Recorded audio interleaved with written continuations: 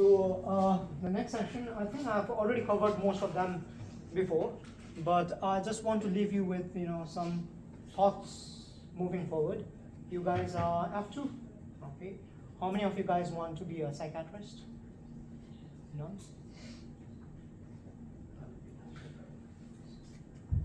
If you have asked me the same question around like 2012, when I was an F2, I would also have given you the same answer. I wanted to be a surgeon, but I ended up being a psychiatrist by default. So keep in mind, keep a very open option. I think I've explained everything about different types of dementia. Okay, so I'm going to start this presentation and give my own monologue here. Okay. So, are you guys aware that there's now AI coming? How many of you guys have heard about DeepSeek and GPChat? Yeah. What do you think about this new AI, guys? Good? Does it help you with your assignments? Are you guys interested to use AI in future? Yeah. But what do you think is the most better than AI?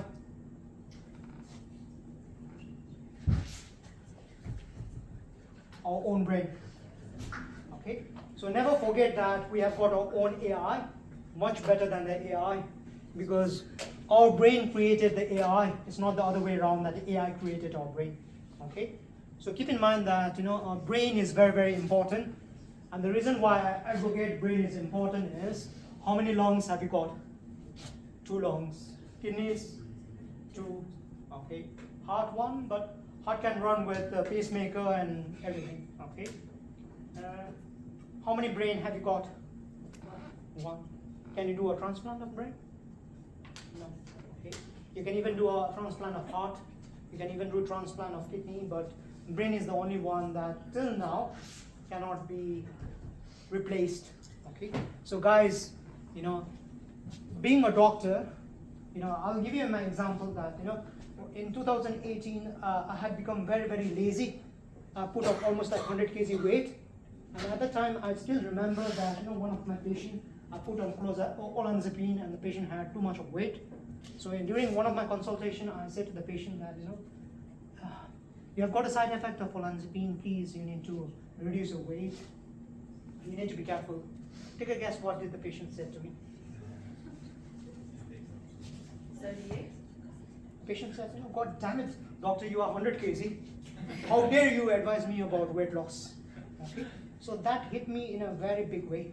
So the reason why I'm saying this is, we study, we practice a lot, but it's also important whether we implement in our own life. Does that make sense? Okay? Knowledge without use is waste. Doesn't make sense. You might have all the knowledge in the world, but if you don't use it, it's just waste. Garbage in, garbage out. Okay? So guys, be mindful of the brain. Okay? So just to give you a context of how the person with dementia feels, how many of you guys have been to North Korea? None? Interested in going over there? No? Okay? So I'm just going to give you a scenario so it becomes much clearer for you guys. Okay? All of a sudden, boom, you wake up in North Korea in the bed. Okay? You wake up in, let us say, in a farmland, and someone comes to your door, knocks the door and says, okay, wake up, in their own language, and say, oh, you need to go up, hurry up, They dress you, put you in like a farm, give you some shovel to walk. How do you feel? And if you don't walk, people just kick you and say, you have become lazy. How do you feel? Stressed. Okay. What are the other feelings that you might have inside? Overwhelmed? Yeah. Confused? Yeah. Disoriented? Any? Yeah. Upset? Yeah. Okay. So imagine a patient with dementia also have the same thing. They forget their identity. They can even not remember their children. Okay. Not remember their partner. And someone all of a sudden, you wake up and you find out the person who's sleeping next to you, unknown person tries to grab you, you don't know, how do you feel? Okay, so this is literally a patient with dementia feels. Okay, so in order to understand dementia, there's a difference between perception and perspective. What's the difference between these two? Perception and perspective. Perception is how you see the world. Perspective is the ability to see how the other person sees the world. Do you know the difference now? Okay. We as a human being are very stupid.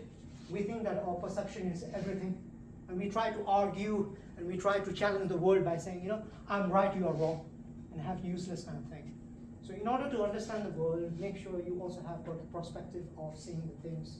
And also, like for example, I've been a consultant and I've been working in psychiatry for almost like 15 years post my F2. Okay, every day is an opportunity for me to learn something new, something different. Okay, even if I'm a consultant, I say, okay, tell me your opinion. Okay, how do you see things differently? So it gives me an opportunity to do the things differently from different side. Okay, so you guys and I have to, you have got a long career ahead. Okay, don't think that oh, I become a consultant, I become a neuropsychiatrist, I know everything. The minute you think that you know everything, that is the time when things goes wrong. Okay, so keep in mind that the reason why I'm telling all of these things is it's bullshit that I explain everything. After 1 or 2 days, you forget about whatever I've explained over there. Okay, rather than that, I think it's more important to hear my experience and to see how we can deal with dementia. Okay, dementia is a very cruel illness. Okay, I've seen my grandmother, getting lost in the road.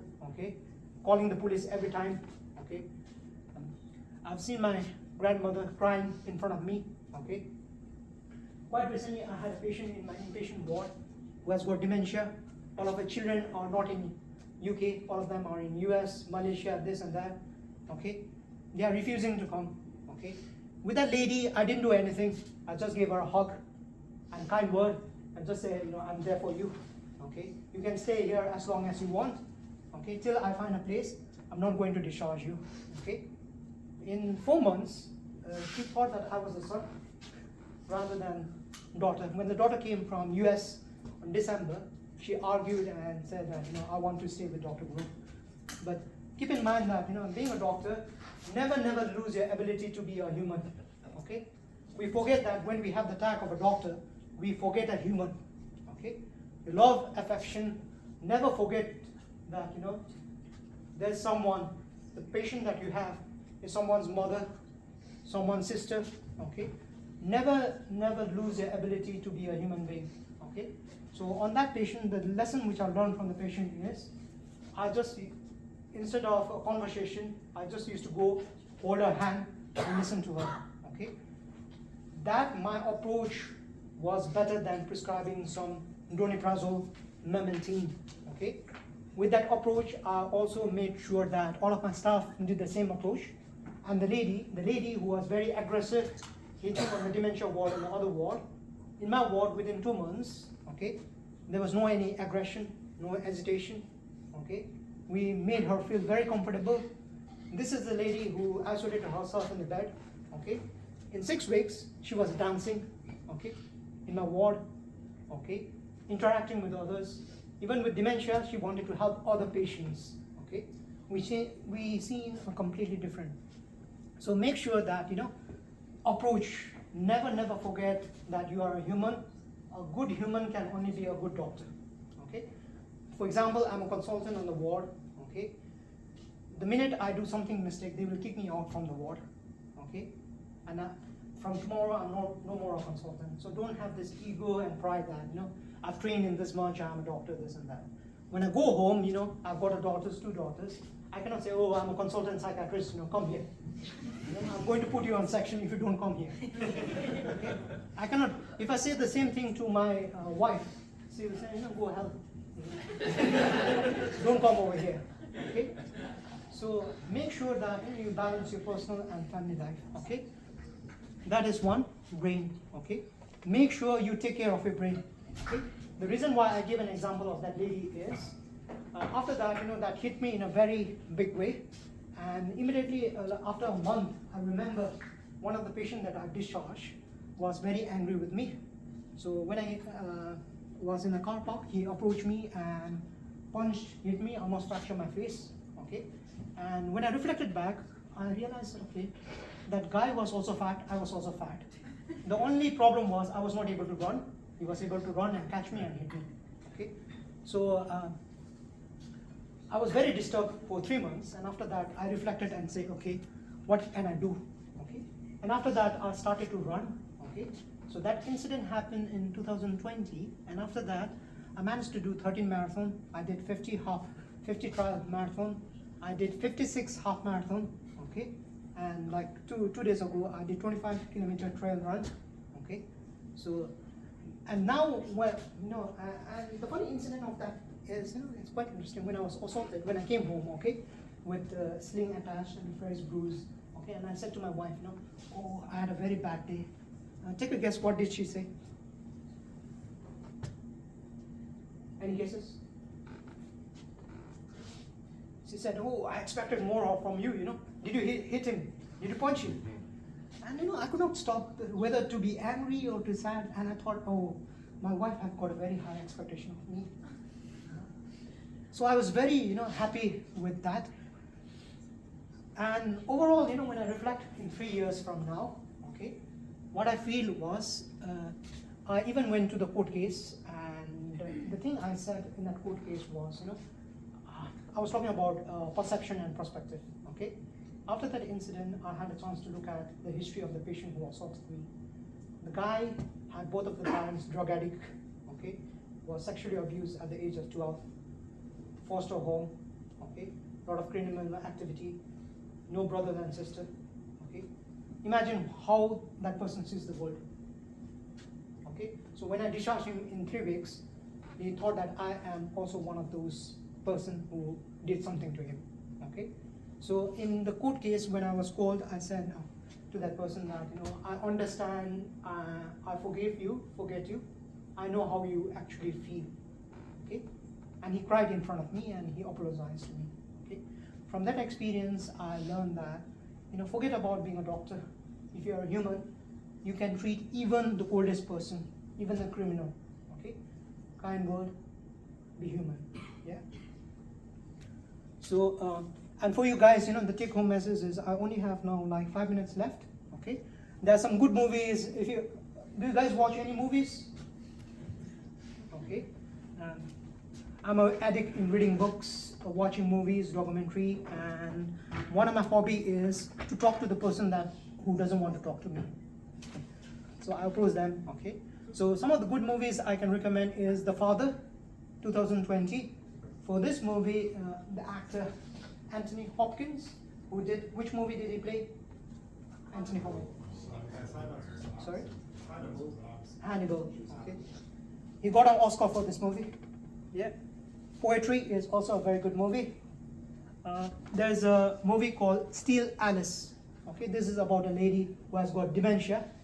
She's struggling to, yeah. Has anyone watched this movie, Notebook? Yeah, it's a very romantic movie. Yeah. Armor. This is also a very good movie. The Wait. This is you can find in YouTube. Okay, it's a very good movie. The other 2 movies I can recommend is Savage and Away Our Way. Okay, and the last movie that I really liked, which I watched 2 weeks ago, is Forgotten. Okay, that movie resonated me very much. I'm just going to give you the context of that movie. In that movie, has anyone heard about Holocaust in World War? Second World War. Okay. In Holocaust, one person faked and killed a lot of Jewish people and came to this country, faked, and the person knew that the person had Alzheimer, and the other people, the person who was a Nazi, made him feel like a Jew and asked to kill other people. Very nasty. Okay. So have you guys got any question for me? No? No. So what do you think about dementia? Any ideas about dementia? Do you guys think you are immune to dementia? No? I always say to my wife when I go home that, I'm 40, Okay, I see a lot of patients with dementia, and I always imagine when a patient comes, I imagine that I've got 2 daughters. Now in 30 years, will my 2 daughters bring me to provide collateral history when I have got dementia? Okay, and I hope we invest a lot on research to find miracle cure, but forget about the cure. There are a lot of things that we can do now. Okay, what are the things that you can do in order to prevent dementia? What changes you guys are going to make? Not smoking. No smoking. Yeah. What does smoking and alcohol does? Vascular dementia. Yeah, it kills the nerve axons and neurons in the brain. Our body till the age of 50 repairs very well. After we reach the age of 50, our repair ability goes down. Okay, so it kills the nerves and the neurons in the brain. Okay, alcohol, smoking, any other? Is having severe mental health, say schizophrenia, I think I saw somewhere like schizophrenia is a risk factor for dementia. Yeah, schizophrenia, Down syndrome, it increases. But keep in mind that there's a lot of genetic risk. Okay, so it also depends on how you flip the story. Okay, so it says that if someone have got a dementia, there's a chances of 17 to 20% you having dementia. Okay, I say to my patient, in that case, there's an 80% chance that you don't have dementia. Does that make sense? Okay, so rather than seeing the half empty, try to see the other side. You can only do things to prevent rather than focusing on the things. Yeah? Is it true about like if you keep learning all through your life, you're less likely to get dementia? Or Yeah. is that Yeah. that is true? Keep in mind that our brain is like a wave. The more the waves that you create, you prevent. And it's quite interesting that I've seen a lot of patients having who can speak more than few languages. Keep in mind that I've seen a lady from Spain. She started to learn English from the age of like 45. So when she had dementia, she forgot to speak English. She has been in this country for 25 years, and she could only speak Spanish. Okay, so try to do more things. Learn more things, meet new people. Like for example, now I read like 50 pages every day, new pages. Okay, and I challenge myself in terms of mental, physical. So what it does is, if you do more things, the brain develops more connections. So it's like close there is a little bit hole. If you're able to show more waves, it creates more wave in the brain. So I said to my patient that, have you heard about procedural memory? Do you guys have to remember when you wake up and brush your teeth? Why is that? Because that is procedural memory. You don't have to think twice doing things. Okay. When you drive, do you have to think that driving this way? Okay. So the memories that you want to preserve, make it as a habit. Okay. So that's the reason why every morning when I wake up, I say to my daughters, I love you. Okay. I say to my wife, I love you. Before I leave and before I come, I do the same thing. And funny thing is, I've also got a tattoo of my wife in my whole arm. So my philosophy is, if I get lost and if I wander, they know where to send. Yeah. I'm done.